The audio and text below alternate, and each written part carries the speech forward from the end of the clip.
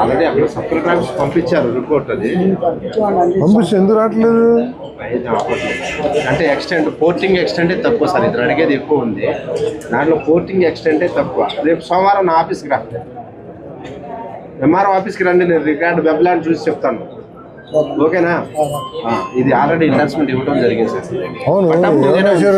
పట్టాభూమిగానే ఉందండి. గతంలోనే తను అర్జీ పెట్టుకుంటే అతనికి సమాధానం చెప్పాను సార్.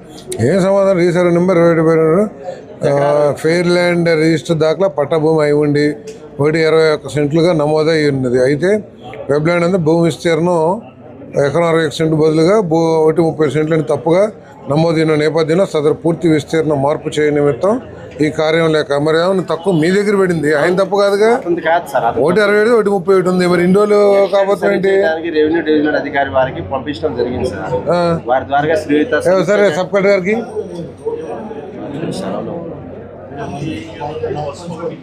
కాదు ఎన్ని రోజులు అక్కడ నుంచి కలెక్టర్ సబ్ కలెక్టర్ గారికి శ్రీయుత జిల్లా సంయుక్త జాయింట్ కలెక్టర్ గారికి కూడా పంపించారు సార్.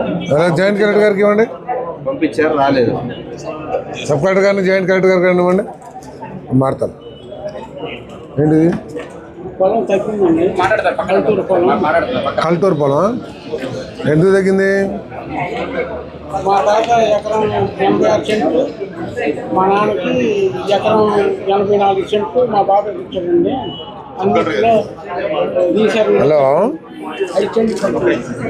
మేడం, ఏం లేదు, మన దగ్గర నుంచి మన ఎంఆర్ఓ ఆఫీస్ దగ్గర నుంచి మన ఆఫీస్కి 18/12/2024 వస్తే 1 ఇయర్ దాకా కూడా ఏం సొల్యూషన్ లేదు. దాంట్లో ఏంటంటే ఫెయిర్ ల్యాండ్ రిజిస్టర్లో పట్టా భూమి ఎక్స్టెంట్ 1 ఎకర్ 61 సెంట్స్ ఉంది. దాని బదులుగా వెబ్ ల్యాండ్లో 1 ఎకర్ 31 సెంట్స్ అని ఉంది. అంటే మన డిపార్ట్మెంటల్ ఫాల్టే కదా అది.